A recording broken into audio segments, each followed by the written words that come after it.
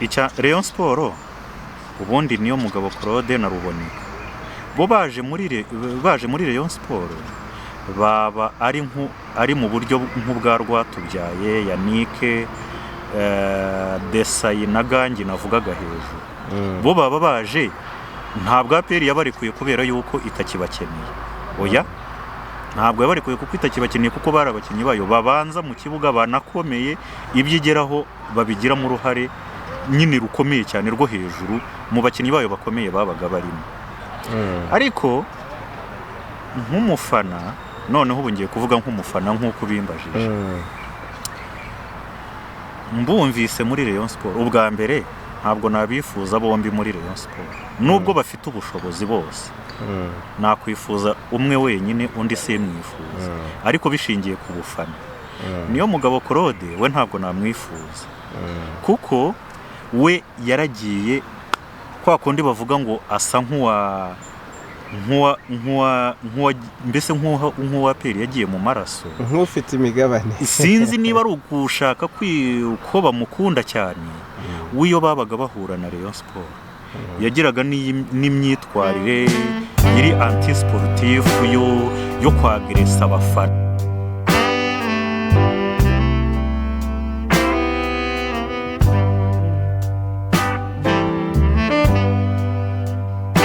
nakivuze ariko ndakigaruka Rayon Sport sinzi ikintu cyatuma ibi mvuga bigera ku bayobozi bafata ibyemezo bya nyuma yaba ku muyobozi mukuru kuri Rayon Sport muri Rayon Sport yaba kuri Murenzi uyiyoboye ubu yaba kuri directeur technique n'umutoza hari ingingo ndabasaba ibintu bibiri icya mbere nibashaka mu myanya navuze nabo niba birebe babone ko bikwiriye nukuri bajya bashukwa n'itangazamakuru mwumva umunyamakuru araje aravuze ati muzi umukinnyi wavuye muri Espoir ukuntu akomeye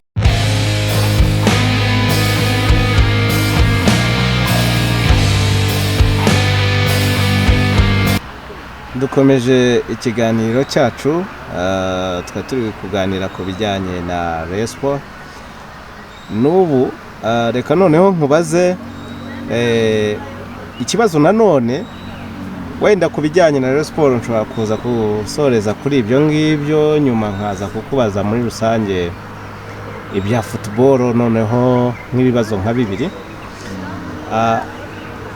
uvuze ku kibazo cy'uko abantu bemeraga abayobozi ba Rayon Sport bagerageje ndabizi byigeze kuba iturufu urumva n'uyu munsi kwanza uri kubimbwira mu bigwi by'abantu b'abayobozi bayoboye Rayon Sport bakagira icyo bayigezaho mu byo bakozemo ibitangaza harimo no gukura umukinnyi muri APR kandi kuvana umukinnyi muri APR birumvikana ko bigoye kubera ko ari ikipe ifite amafaranga ni n'ikipe ikunze gutwara ibikombe ni n'ikipe ibiri mu marushanwa buri munsi mpuzamahanga ku buryo byakatira cyangwa byakurura umukinnyi kuyijyamo ariko nyuma byaje kuba ikibazo ngo umukinnyi yavuye muri APR umusaruro muri Rayon Sport ubwo abantu bakumva ngo umukinnyi yavuye muri APR bagatakaza intege ubu nta n'umuyobozi waza avuga ngo yakuye umukinnyi muri APR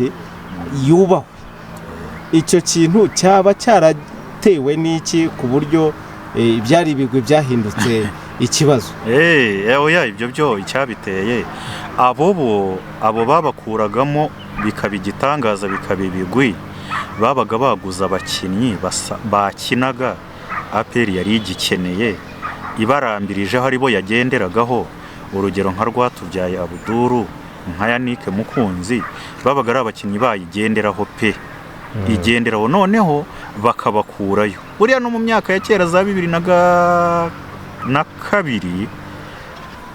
cyangwa hagati ya 2002 na 2003 nabwo abantu benshi ntibabyibuka ariko Rayon Sport yakuye abakinnyi babiri muri APR icyo gihe bivuga ko byanabaviriyemo ibibazo bikomeye umwe byo kubura no muri ekipe y'igihugu ubwe naramwiyumviye abitangaza ati impamvu ntari muri ekipe y'igihugu abitangariza Radio Rwanda icyo gihe yari Marcel Rutagarama baganiraga aramubwira ati impamvu ntarimo ni ukubera ko navuye muri APR nkajya muri Rayon, ni nyakwigendera Hategekimana Bonaventure Gangi.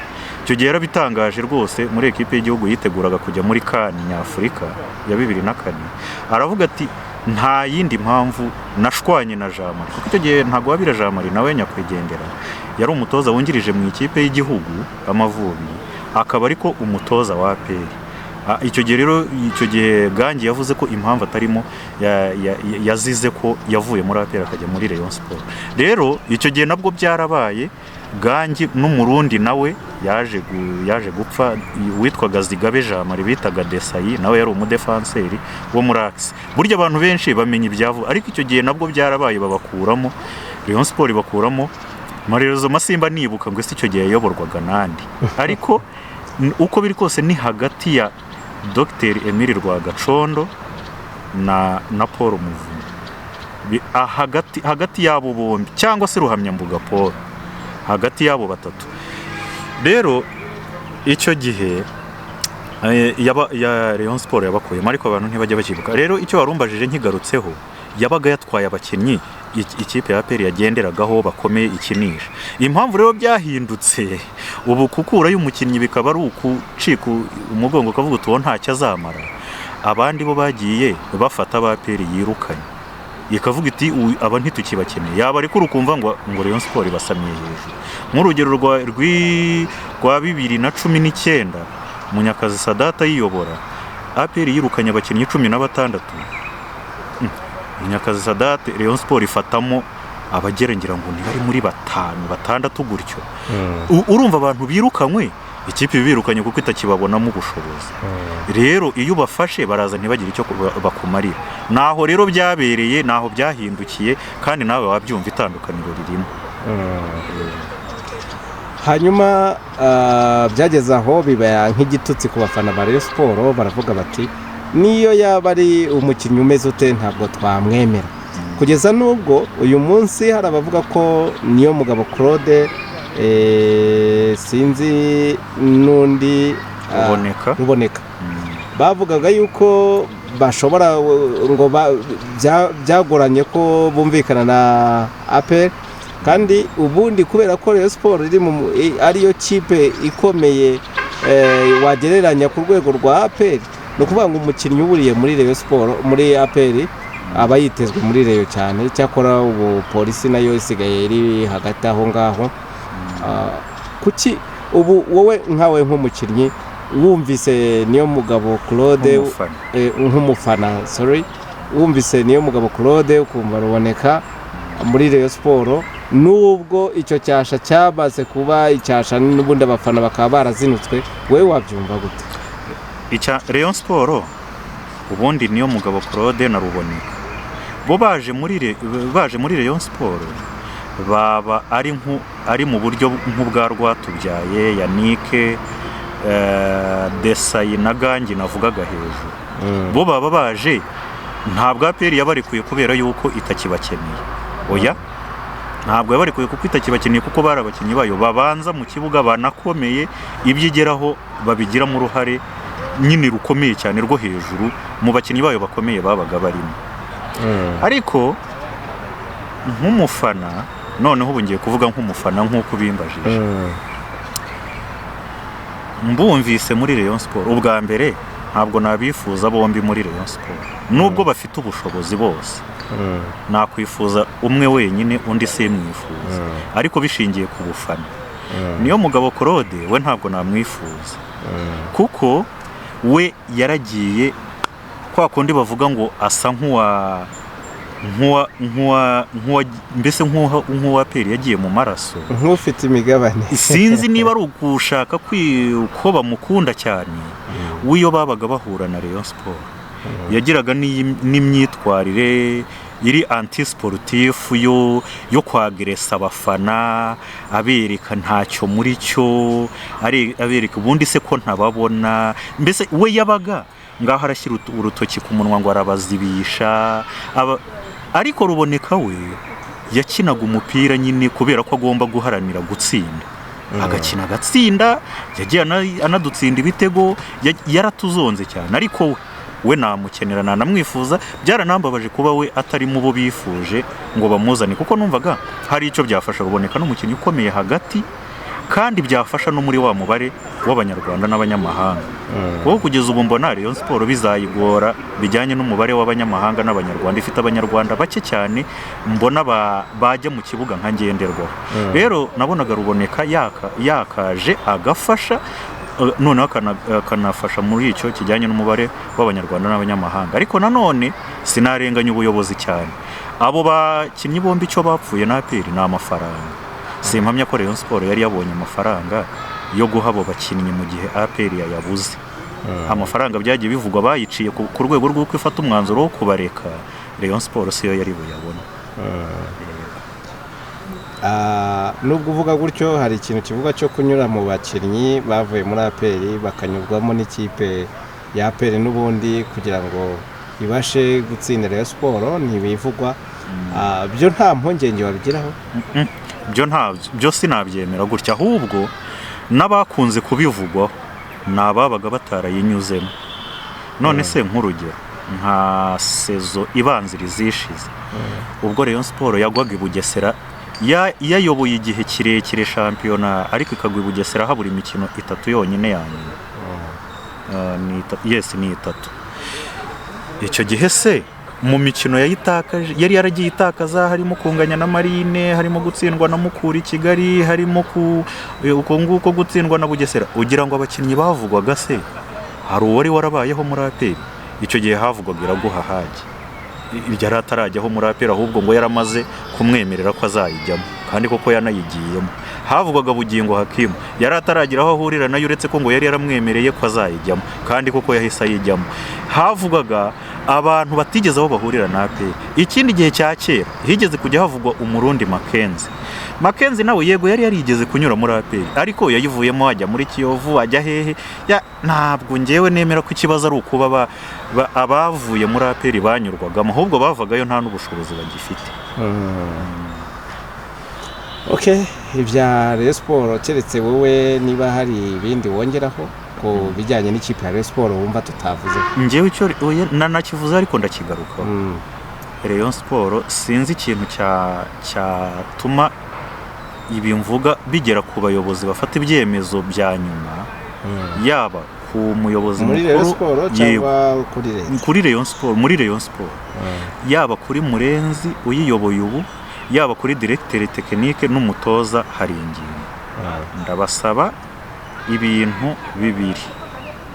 Icya mbere, nibashaka mu myanya navuze, nabo niba birebe babone ko bikwiriye, nukuri bajya bashukwa n'itangazamakuru. Mwumva umunyamakuru araje aravuze ati muzi umukinnyi wavuye muri Espoir ukuntu akomeye.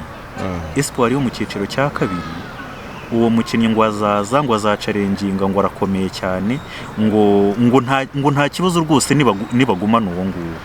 Noneho najya nkumva ngo muri iyi Sekafa ngo bamukuyemo mu bazakina Sekafa, kubera ko nyine bakuyemo bari ku rwego rudashamaje. Nibarebe abakinnyi bakwiriye, bibabeshya umukinnyi umaze imyaka 3 mu Rwanda akina ku 8, kuri 7, kuri 11, kuri 2, kuri ngo bababwire ngo uyu nguyu ngo imyanya yose arayikina, ngo nta kibazo muzamukinishe nk'umukaseri. Oya, nibashaka umukaseri. Mbese nabo nibarebe bibwiza ukuri, bareba abakinnyi bakwiriye aba ari bo bazana, keretse niba nta bushobozi bw'amafaranga bafite. Hanyuma ikindi cya kabiri, nibareka amarangamutima. Hari abakinnyi njya nkumva umunyamakuru arafasha kuvuga ukuntu nta mwanya bazabona rwose, na manager wabo arebye kure yareba ukuntu ajya ku meza bagasezererwa. Ariko nizere ko ari iby'umunyamakuru ntaho bihuriye n'imbere muri ekipe, kuko hari umukinnyi witwa Tambwe Guruwari. Ni umukinnyi abantu bose bemeranya ko ari we Meyer Joel wa Rayon Sport sezishize. Ariko ubu natangiye kumva ngo reka ngo ni umukinnyi uciriritse, ngo haje abamurusha, kandi abo baje abenshi bavugwa bamurusha aho bari abasimbura mu ma ekipe matoya, cyangwa se aho bari ntabwo bakoze ibikomeye cyane ntibazwi. Warangiza ukavuga ngo rwose ngo manager we ngo arebye kure yajya ku meza y'ibiganiro ngo bakamusezerera. Ibyo bintu niba bireke bareka amarangamutima, bakinisha umuntu kubera ko ashoboye, bamuha agaciro ke, bamuha ibyo bamugomba, bamuha ibyo akeneye, hanyuma azakinire ekipe, kuko ni umukinnyi wagaragaye yitanga, bakamuhindurira umwanya ahabuze umuntu, bakavuga bati ahangaha ku mwanya w'ubwo hari undi wahashobora uhakina neza, reka tumujyane hariya, akagenda akitanga agakina neza. Rero nibareka amarangamutima mu bakinnyi, nizere ko directeur technique, umutoza n'ubuyobozi bwa ekipe bo atari ko babyumva. Hanyuma ntitwareka ko tavuga ku bibazo bibiri. Hari ikibazo cy'umukinnyi wari uri kuvuga nyine ku bijyanye n'abakinnyi. Ndashaka kuvuga ku itangazamakuru. Ikibazo nshaka kukubaza, byatunzwe agatoki rya siporo, kuko n'umuyobozi w'urwego rw'abanyamakuru, urwego rw'igenzura rw'abanyamakuru RMC Sikove yigeze kubivugaho,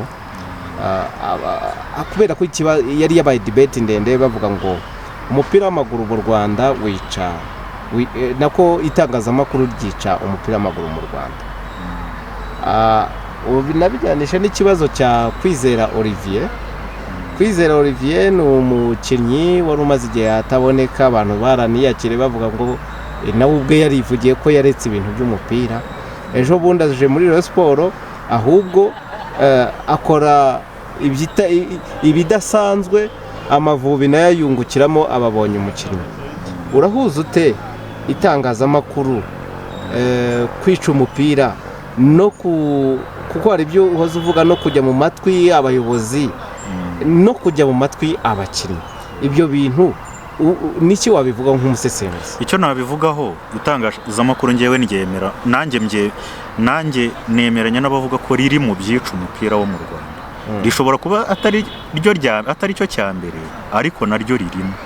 None se abanyamakuru babaye abafana b'amayikipe, birumvikana mbere y'uko umuntu ntaba umunyamakuru aba yari umufana, ariko mu mahame y'itangazamakuru uko mbyumva na benshi njye sinaryize, numva ko iyo wagiye kuri mikoro, iyo wagiye kwandika, nyine wabaye umunyamakuru, wirinda ko mu byo ukora mu mwuga wawe hazagaragaramo amarangamutima cyangwa se kugira uruhande ubogamiraho. Ariko twebwe byaragiye byimirizwa imbere, bigaragara nk'aho byo ahubwo bifite agaciro. Umuntu akaza ati APR yanjye, umuntu akaza ati Reyo yanjye murayizi. Sibye ko kuri Reyo ho bageze aho bacika intege, bagira ubwoba kuko yo itari ikaze, ahari se simbizi itayoborwa wenda n'abantu bakomeye cyane cyangwa idafite nayo mikoro, yo basigara batinya kubivuga. Ariko ufana APR ukaza we umunyamakuru akaza akavuga ati njyewe dore icyo nshaka, nibigende bitya nibigende bitya. No ukumva umunyamakuru yatukanira no kuri mikoro ngo wenda aratuka ikipe bahanganye, noneho baza no kuba rero ngo hari umunyamakuru mugenzi wabo umwe muri bo ujya uvuga ngo ni abakomisiyoneri b'abakinnyi, baragenda bigira abashinzwe isoko ry'abakinnyi, ugasanga ngo umukinnyi ajya mu ikipe ngo umunyamakuru abigizemo uruhare, kandi ubwo ari hehe? Ari no kuri mikoro. Arajya kuri mikoro agataka umukinnyi, akavuga ukuntu ameze neza, akavuga ukuntu akomeye, akavuga ukuntu iriya kipe ubwo itamuzanye ari ukubera ubuyobozi bubi, akabwangiza, akabushwanyaguza. Kandi abafana abenshi bagendera ku cyo umunyamakuru yavuze, hari benshi batazi gusesengura. Rero nanjye nemera ko itangazamakuru ryica umupira. Wari ubihuje na Kwizera uri Kwizera we sinzi, ngira ngo uko njya numva bijyanye n'uko yakuze n'uko yabayeho, afite imitekerereze ye, afite imyumvire ye, ariko noneho akagira nk'umunyamakuru, ukumva umunyamakuru aravuze ngo ngo Kwizera ngo we ngo yananga amafaranga, ngo akayanga y'umuhaye, ngo kandi nta yandi agiye kubona, ngo akemera ngo akiyicarira, ngo ntakine. Ukumva umunyamakuru wagira ngo arabimushimira, aramufata nk'aho ibyo ari ubuhangange, aho yamugiriye inama ngo avuga ati rero Kwizera, kuko ndumva muri duke cyane nize nka introduction ku itangazamakuru harimo no kugira inama. Ntamugira inama ngo avuga ati ese aho kwicara wakoze akazi kajyanye na kariyeri yawe kugira ngo ubutaha uzabona hisumbuye kurushaho, wenda bijyanye n'aho ushaka, ahubwo akavuga ati Kwizera yakwihorera kandi akabyihorera kandi ntanakine. Ibyo rero nibyo byatumye Kwizera, ngewe uko mbitekereza, atagera ku rwego yakabaye yaragezeho ku bijyanye n'impano abenshi bamubonyeho, yaba abatoza b'abazungu bagiye baza mu Rwanda, yaba abakinnyi, yaba abanyafurika bo mu bindi bihugu bagiye baza mu Rwanda, barageraga babona ukuntu afata izamu bakavuga bati uyu yaba n'umuzamu wa mbere muri Afurika, ariko ntibyashobotse. Njye mbona rero ahanini ari izo mpamvu zose.